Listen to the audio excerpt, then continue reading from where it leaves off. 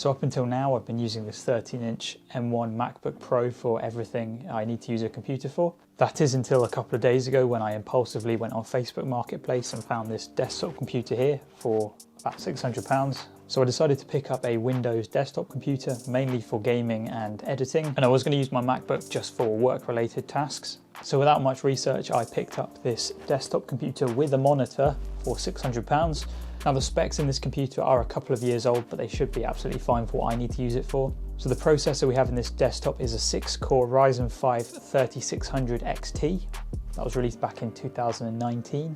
It also has an AMD graphics card from the same time period, so it has the RX 5700 XT. So that is paired with 32 gigabytes of DDR4 RAM. So storage wise, this computer came with 2 SSDs, one for booting the OS onto, which was a 256 gigabyte SSD. It also has a 1 terabyte SSD for loading games and applications onto.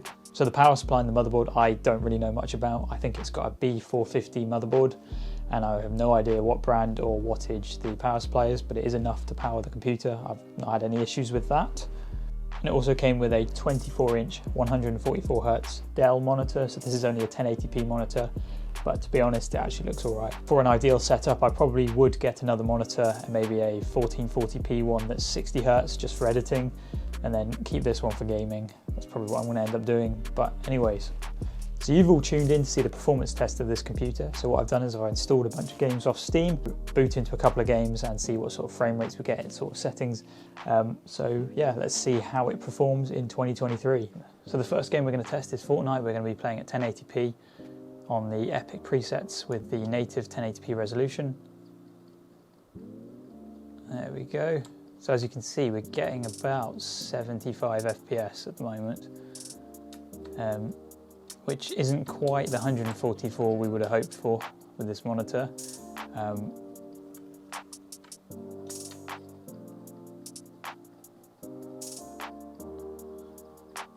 got the highest presets playing at a full 1080p. So we're going to drop the settings a little bit. So we drop these settings to high, still going to be playing at native 1080p. And let's see what FPS improvement we get. So instead of the game running at around 75 FPS, we're now getting between 190 FPS. So this does feel significantly smoother than before. And to be honest, the quality of the game doesn't look much worse. So this is definitely a better way to play the game.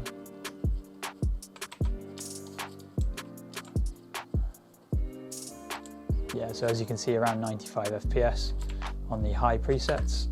Let's have a look again and see if we can drop the settings a little bit more. So we're going to be playing on medium settings. This is still at 1080p native resolution, because I feel if you do drop the resolution, then it does make the game look a little bit blurrier.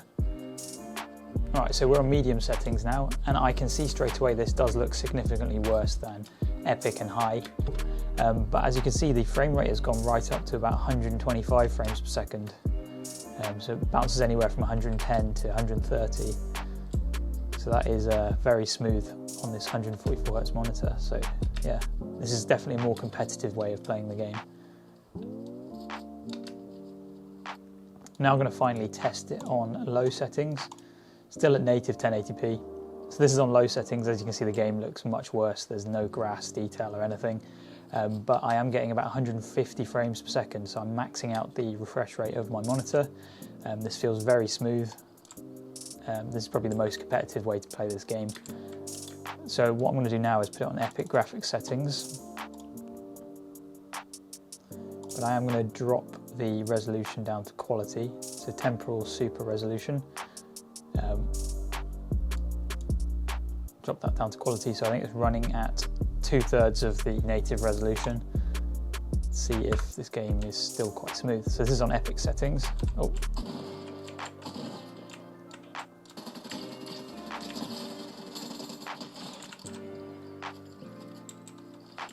There we go. I need some more health. So we're on Epic settings with quality super resolution on. So we're not running at a full 1080p now, but we are playing at Epic settings, and as you can see, we're getting around 110 FPS, anywhere from 100 to 110 FPS. So this is much smoother than the 70 FPS we were getting on Epic settings with full 1080p. But one thing I have noticed, the game doesn't look quite as sharp as if I were to run it at full native 1080p, but it doesn't look terrible. So the next game we're going to test is CSGO 2. We're going to be putting the game to the very high preset, which I think is the highest preset used. So here we are, we're going to be testing on a match of Team Deathmatch. I suck at CSGO. Right, so we're getting around about 160 frames per second. And that fluctuates anywhere from about 200 to 140. Getting about 160 FPS here.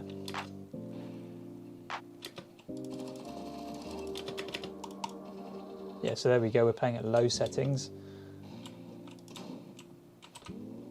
at 1080p.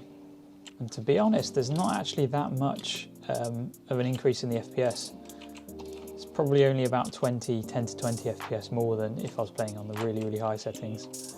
I think that's mainly down to this game being CPU limited rather than GPU limited. So I think if we had a more powerful CPU, we would get much more FPS. So the next game we're going to test is Call of Duty Warzone 2, and we're going to be putting it to the Ultra preset at 1080p.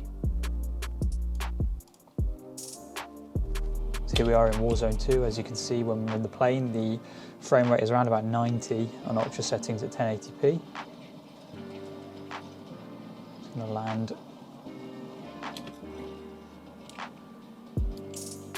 So on the ground, the frame rate is anywhere from 80 to 100.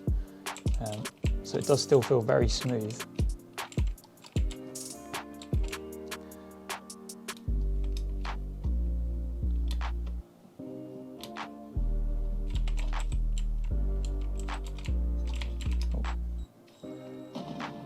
So the game does look slightly worse. And to be honest, the frame rate isn't much better. I would say instead of being between, so before on Ultra settings it was between 70 and 100, now it's more 90 to 100. So it is slightly smoother than before, but it's not much better. And there is a significant drop in quality that I've noticed. So finally we're going to be playing Halo Infinite on the Ultra presets at 1080p. So we're on a match on Halo Infinite, and as you can see on Ultra presets we're getting around 90 FPS. Which is pretty good actually.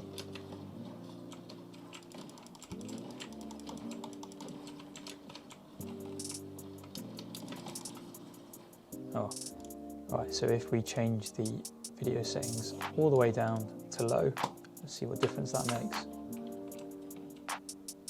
So as you can see on low settings, we're getting anywhere from 130 to 140 FPS. So this is probably the best way to play the game if you want to play competitively.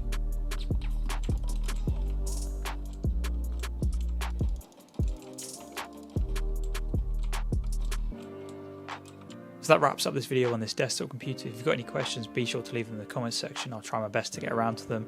And as always, if you have enjoyed what you've seen, be sure to hit that subscribe button, and I'll see everyone in my next video.